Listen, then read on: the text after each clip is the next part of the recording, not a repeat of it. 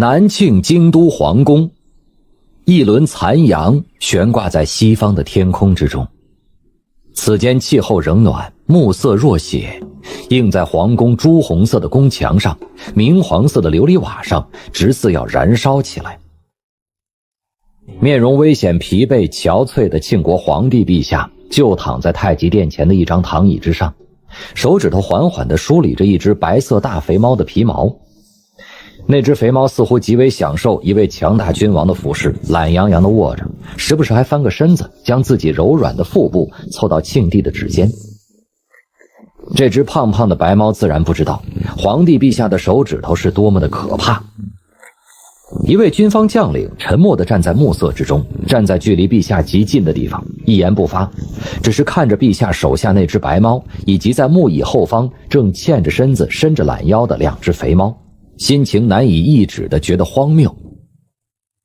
这三只猫分作黄、黑、白三色，看上去都是被养得异常肥胖，只是宫里向来极少养这些小宠物，也不知道这看上去十分普通的猫儿是怎样获得了陛下的青睐。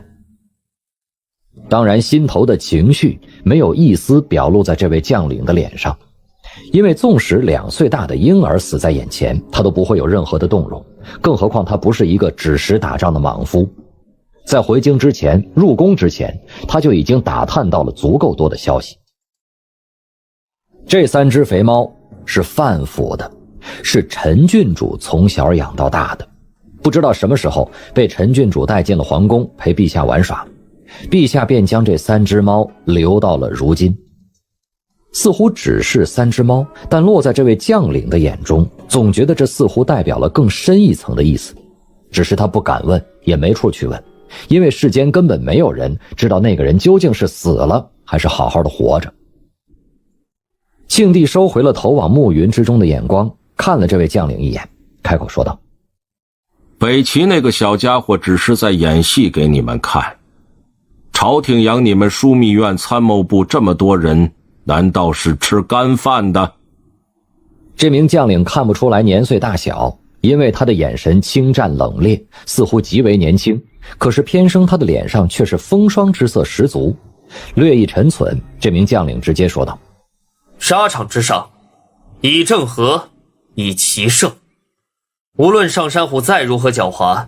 只要陛下一声令下，我大庆铁骑3军受命，定不负圣望。至于用兵之事，陛下圣心独断即可，实不需枢密院多做无用之功。这话不是在拍马屁，因为拍马屁的臣子绝对说不出这样难听的话来，而是实实在在这名将领十分信服陛下的军事才能，自然而然的感叹而已。北齐一退再退，意欲退至南京一线，以距离换时间。那个小家伙是想与朕耗时间。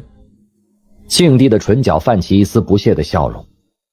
上山虎掐在腰腹之处着实高明，然而大事如此，只需拔了这颗钉子，谁还能阻朕大军北上？北方需要一个主帅。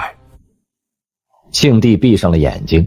任由如血的暮色笼罩在他瘦削的脸颊上。王志坤养了10来年，养得有些钝了。要拔上山虎这颗钉子，必然要经东夷城境内过道。虽然朕没有旨意下去，但咱们这位王大都督很明显有些害怕4000黑旗和老大手头的1万多兵力，如此束手束脚，如何成事？紧接着，庆帝看了那位年轻将领一眼，微微皱眉说道：你才从草原上回来，枢密院的事情你本身就不清楚，不要总和你父亲争吵。身为人子，成何体统？不知道为什么话题竟然转到了这个方向。那位将领心头一寒，低头称是。庆帝盯着他的脸，缓缓说道：不要指望朕会派你去北边拔钉子，你资历不够，而且最关键的是，此次进出草原，你狠戾之风锻炼出来了，然而狡诈忍耐之能却依然不成。你不是上山虎的对手。那名将领猛地抬头，脸上自然流露出一丝不甘之色。庆帝缓声说道：叶丸，你还太嫩了，草原胡人哪及我中土之人狡诈？你此次深入草原追击单于王庭，气势勇气可嘉，可你想过没有，为何北蛮7000铁骑始终无法与王庭接触？若王庭与那7000蛮骑会合，冰雪草原之上，你可还能活着逃回来？是的，这位年轻的将领便是庆国朝廷崛起的一颗将星，枢密院正使叶仲的公子，青州大捷的指挥官叶丸。在青州大捷之后，叶丸率领4000庆国精锐铁骑追击单于王庭残兵，在草原之上博得了赫赫凶名，最后竟是活着从草原上回来了。虽然4000铁骑只剩下了800人，然而此等功绩放在南庆任何一次军事行动中都是相当了不起的事情。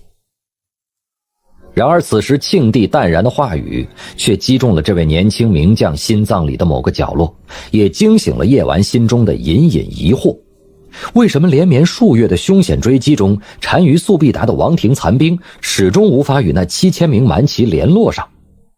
叶丸心头微震，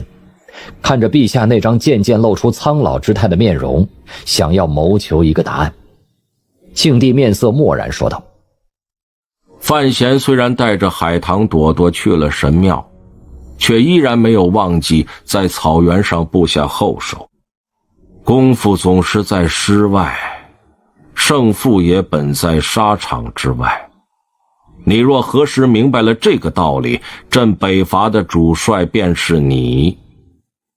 叶丸默然站立在陛下的身旁，心情微感沉重。这天下的胜负其实也在沙场之外。1年之内若范闲死了，朕自然便胜了。若朕死了，